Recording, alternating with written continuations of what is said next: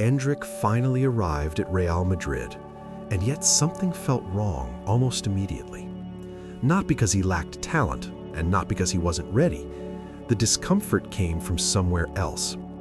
The future he was supposed to represent had already been occupied. The system he entered had no urgent need for patience, only continuity. Everyone spoke about his potential, but very few asked the more dangerous question: why did Real Madrid need him now? Because when a wonder kid arrives before the system is ready to make room for him, talent stops being the risk. Timing becomes the real threat. This case file is not about judging Endrick's ability. That debate was settled long before he ever signed for Real Madrid. Instead, this investigation focuses on something far less visible, but far more decisive: the environment he entered and the expectations attached to his arrival. Real Madrid did not simply recruit a young striker. They imported a future narrative at a very specific moment in their cycle of dominance. The central question of this case file is straightforward but uncomfortable. Was Endrick brought to Madrid to be developed gradually, protected from pressure, and allowed to disappear when necessary? Or was he signed because the club needed to secure the idea of tomorrow while continuing to win today? At Real Madrid, success is never paused for development. The system demands immediate relevance, even from teenagers. When a player arrives carrying symbolism before responsibility, growth becomes conditional. Endrick did not arrive to search for a role. He arrived with one already imagined for him. And once a player becomes a symbol, patience is no longer a sporting decision. It becomes a political one. Long before Endrick played a single minute for Real Madrid, his future had already been publicly constructed. In Brazil, he was not described as a prospect learning his trade, but as an inevitability. European media followed the same script, speaking about him in the language of succession rather than development. Commercial partnerships, sponsorships, and global branding aligned early, long before his role on the pitch was defined. By the time Endrick arrived in Madrid, he was no longer simply a teenager adapting to elite football. He was a global promise, expected to validate a story that had already been sold. This is the first major piece of evidence in this case file. The hype surrounding Endrick did not grow alongside his footballing function. It arrived complete, detached from any clear tactical necessity. At Real Madrid, he entered a squad that was already dominant, already structured, and already centered around established figures.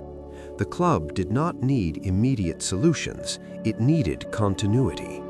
Yet Endrick was presented as both the future and the present, without the space in between where development usually occurs. The contradiction was subtle but constant. Public messaging emphasized patience, while the surrounding narrative demanded confirmation. Every appearance became symbolic. When Endrick played, it was framed as proof of trust. When he did not, it raised questions about readiness, confidence, or internal belief. Silence was never an option. Invisibility, which is often essential for young players to adjust, was no longer available to him. This is where narrative pressure quietly replaces sporting logic. Development requires time without consequence, moments where learning happens away from judgment. Narrative demands visibility and reassurance. At Real Madrid, those two forces rarely coexist comfortably. The club's ecosystem rewards immediate impact and efficiency, even when uncertainty is a natural stage of growth. Endrick was not competing only for minutes. He was competing against expectations that had already outrun his role. The system around him did not ask who he was becoming. It assumed what he would represent.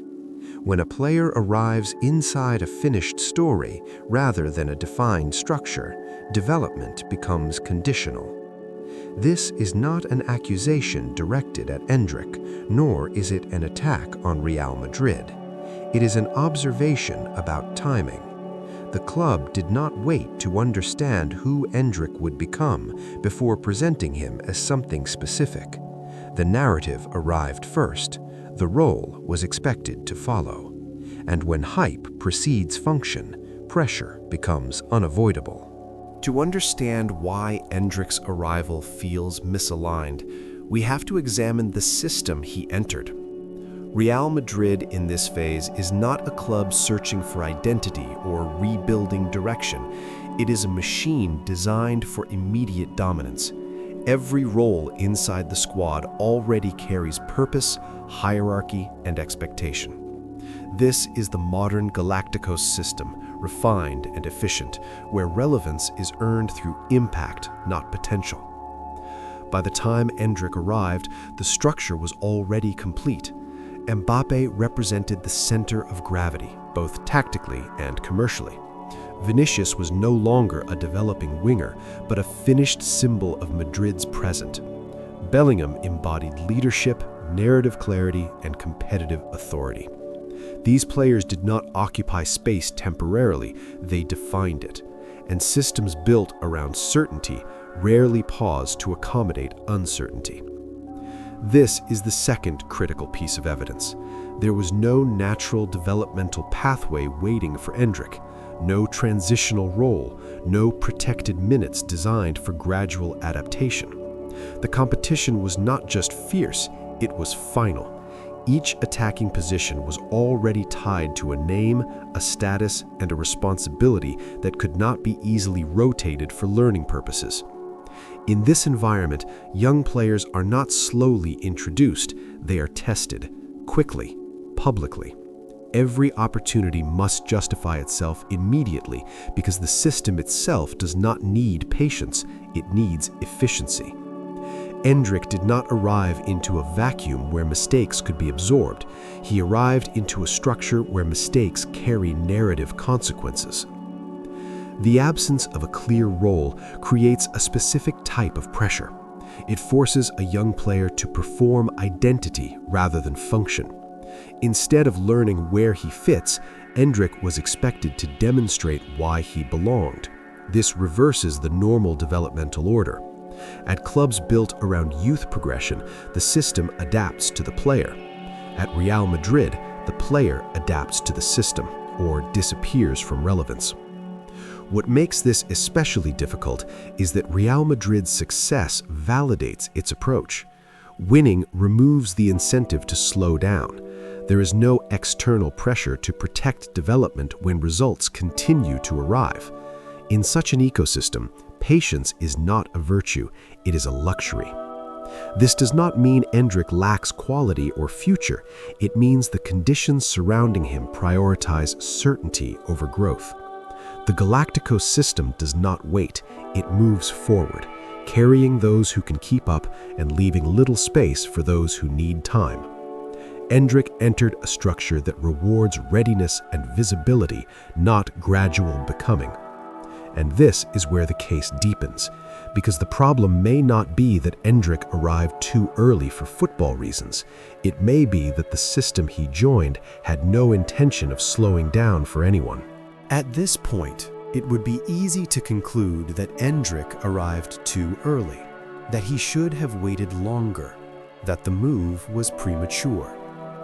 But that explanation is too simple, and it misses the real shift in responsibility. The problem is not that Endrick came before he was ready. The problem is that Real Madrid needed him to come early. This is the central twist of the Casefile. Endrick's timing was not accidental. His arrival solved a problem that had nothing to do with immediate football needs. Real Madrid were already winning. They were already complete. What they required was reassurance about the future, a visible bridge between eras, a symbol that confirmed continuity while dominance continued uninterrupted. Endrick became that symbol. His presence allowed the club to project stability, inevitability, and control over the next generation. The message was subtle but powerful. The future is already secured. This is why his arrival could not be delayed. Waiting would have introduced uncertainty. Signing him early eliminated it. Once this perspective is applied, many contradictions disappear. The lack of a clear role becomes understandable. The constant attention makes sense. Endrick was not expected to disrupt the system. He was expected to confirm it. His value was not measured only in minutes or goals, but in what his presence represented. This is where development and symbolism collide. A developing player needs flexibility. A symbol requires consistency. Endrick was asked to carry both at once. He arrived not just as a footballer, but as proof of strategic foresight.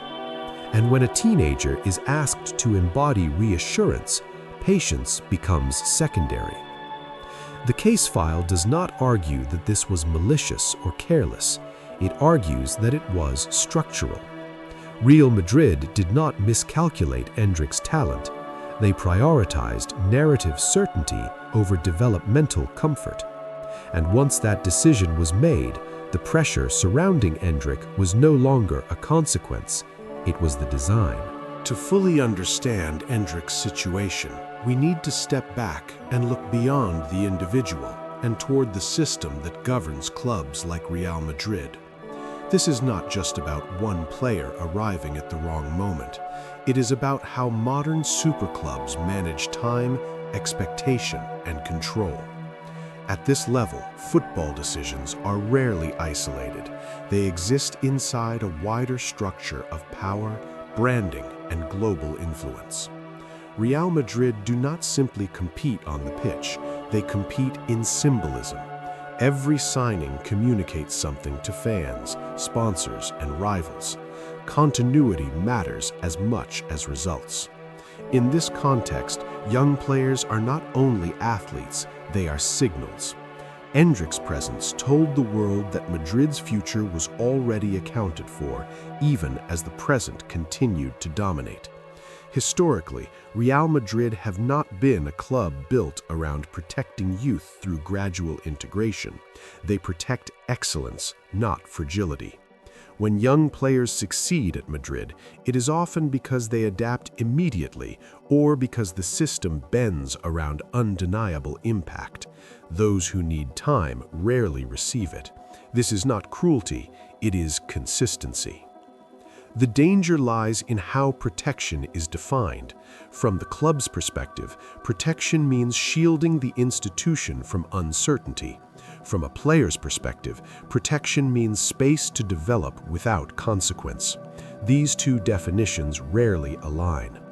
Endrick entered a structure that prioritizes institutional stability over individual process. Media culture amplifies this imbalance.